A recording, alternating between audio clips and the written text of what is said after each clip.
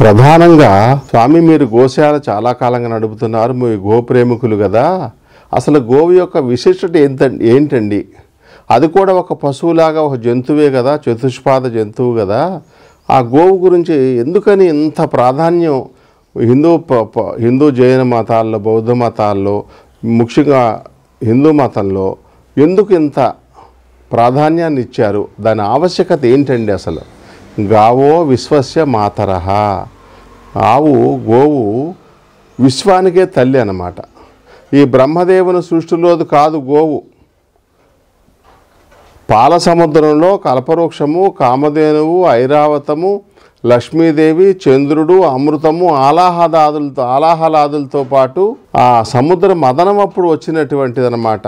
సౌరభి అని గోమాత 5 గోమాతలుగా వచ్చాయన్నమాట. వాటికి ఒక నందులు కూడా వచ్చాయన్నమాట. అంచేత తర్వాత ఇంకొక కల్పంలో మతాంతరంలో నైమిసారణ్యంలో 6 నెలలు సత్రయాగ ఫలితంగా ఒక ఆవు, ఒక నంది వచ్చిందని, వాటి దివ్య సంపర్కం వల్ల ఈ భారతీయ గోవు జాతులన్నీ ఉత్పన్నమయ్యాయని చెబుతారు. అంటే ఏంటన్నమాట, వారు యక్ష కిన్నెర కింపురుష సిద్ధ సాధ్య దేవ గంధర్వ నాగ గారుడు గణాలను ఎట్ట మనం నాగు దేవతను ఎట్ట పూజిస్తామో అలా కూడా ఇది ఒక దేవతా గణం అన్నమాట. గోవు దేవత అన్నమాట. ఎందుకని అది ఒక మానవ సంబంధాల ద్వారా, ఏది స్త్రీ పురుష సంయోగం ద్వారా మొదటగా పుట్టింది కాకోకుండా ఒక యజ్ఞం నుంచి కానీ లేదా బ్రహ్మదేవుడి సృష్టితో సంబంధం లేకుండా పాల సముద్రంలో నుంచి వచ్చింది కాబట్టి తర్వాత ఈ ప్రపంచానికి అంతటికి ఏం కావాలి? అన్నంగా ఆహారం కావాలి. దేవతలకు కూడా ఆహారం కావాలి. యజ్ఞంలో హవిస్సు రూపంగా కావాలి. ఆ హవిస్సులకు ప్రధానమైనటువంటి ద్రవ్యం ఏంటి?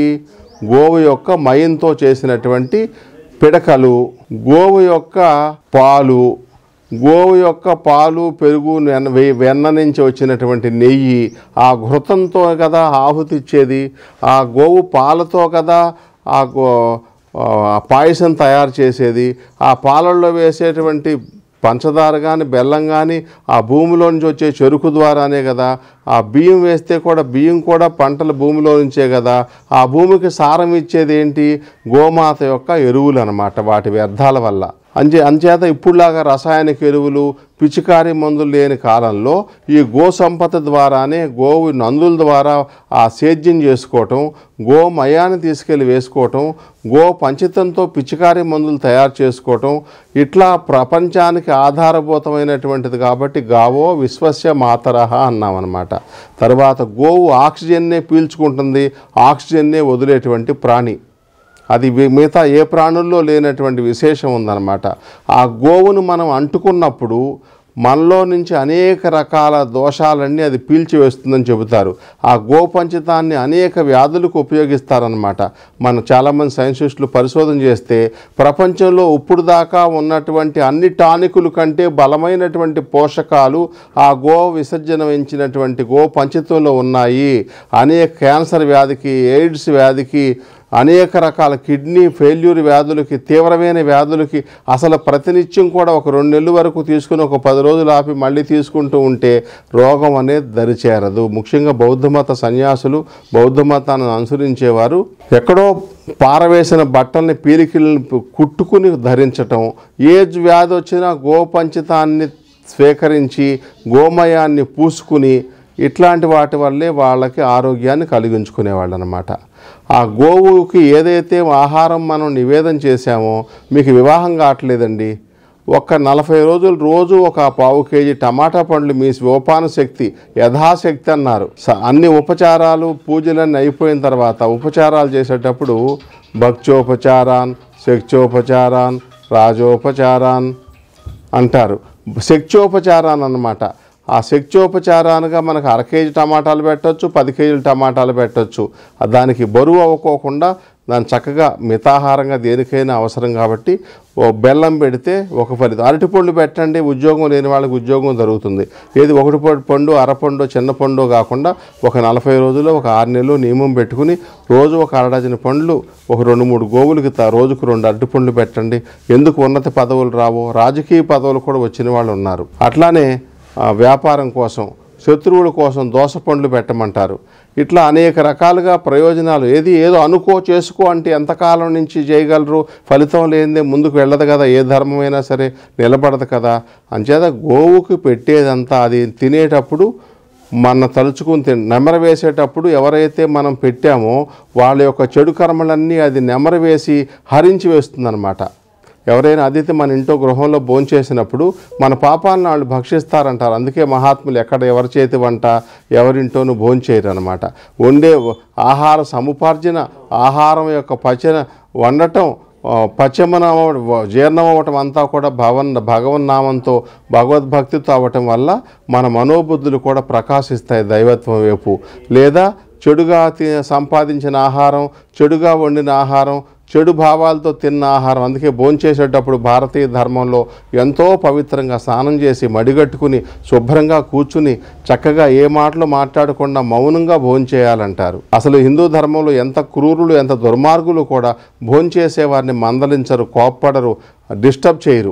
అంచేత గోవు అంటే ఏంటనమాట, మనం దేవతలకు హవిస్సులు ఇస్తేనే కదా వర్షాలు పడేవి. వారు సంతోషించి ఆ మేఘరూపంగా ఈ పొగవంతా ఈ ధూమం అంతా వెళ్ళి ఆ మేఘాలను చల్లపరిచి అక్కడి నుంచి వర్షాలు అన్నాద్భవతి భూతాని పర్జన్యోదన్న సంభవ అని చెప్పారు. అంచేత ఈ సైక్లింగ్ అంతకి, ఈ చక్రం అంతరికి, సృష్టి చక్రం అంతరికి మూలాధారం ఏమైంది? గోవు యొక్క వ్యర్థాల నుంచి, గోవు యొక్క క్షీరం నుంచి, గోవు యొక్క ఘృతం నుంచి, గోవు యొక్క దధి నుంచి ఈ అన్నీ కూడాను సృష్టి జీవనం నడుస్తూ ఉందన్నమాట. అంచేత గోవు యొక్క విశేషం ఇంత అంత అని చెప్పటాకలేదు. దేవతల యొక్క స్థానాలు గోవులో పలానా చోట పలానా దేవతలు ఉన్నారన్నారు.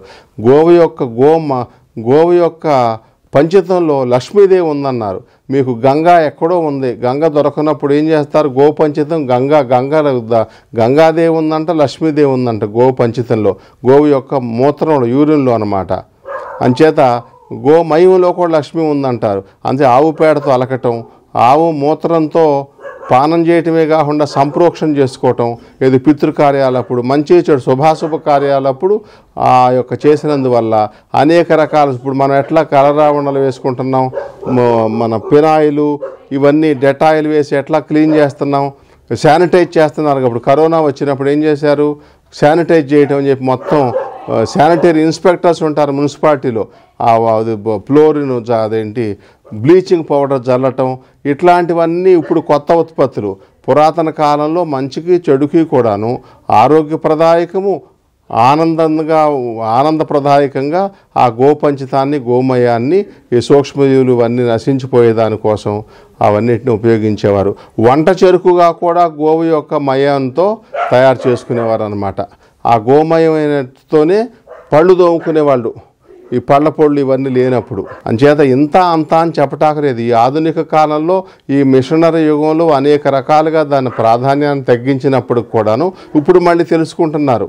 అనేక రకాల రోగాలు వచ్చిన తర్వాత ఈ పెస్టిసైడ్స్ వల్ల ఈ గో ఆధారిత వ్యవసాయం కాకుండా ఈ యంత్ర పరికరాలతో వ్యవసాయం, నాట్లు వేయటం, కలుపులు తీయటం, ట్రాక్టర్తో లోతుగా దున్నటం వల్ల అనేక రకాల భూసారం నశించిపోయిందని సైంటిస్టులు మళ్ళీ కనిపెట్టి మళ్ళీ వ్యవసాయ ఆధారంగానే గో ఆధార వ్యవసాయాన్ని, ఆ గోవు యొక్క వ్యర్థాలతో పండించినటువంటి ఆర్గానిక్ ప్రోడక్ట్ని తీసుకోవటం వల్ల మన శరీరంలో విషపూరిత రసాయనాలు చేరక మన ఆహారం తినటం వల్ల వచ్చేటువంటి ఆ విషపూరిత రసాయనాలు లోపలికి వెళ్ళి వచ్చేటువంటి ఇబ్బందులన్నిటికీ మనం గురయ్యి రోగాల పాలుపడి, క్యాన్సర్ పాలుపడి, ఇవన్నీ ఎక్కువ రసాయనాలు బాగా జెర్సీ ఆవు పాలు తీసుకున్నటువంటి పంజాబ్ ప్రజలు, పంజాబ్లో కొన్ని ప్రాంతాల్లో ఎక్కువ క్యాన్సర్ ఉంటే ఎందుకు అని ఆలోచించారు. అది స్వదేశీ ఆవులు పాలు లేకపోవటం, ఎక్కువ పండేదానికోసం ఎక్కువ రసాయనిక ఎరువులను, రసాయనిక పిచికారీలు చేయటం వల్ల తెలుసుకున్నారనమాట. అంచేత గోవు యొక్క గొప్పతనం చెప్పడానికి ఎంతమందికి, ఆదిశేషుడికి కూడా, సహస్ర శిరస్సులు ఉన్నటువంటి ఆదిశేషుడికి కూడా సరిపోదు. మనమెంత. జై శ్రీ కాలభైరవాయ నమః. అందరికీ శుభం కలుగునుగాక.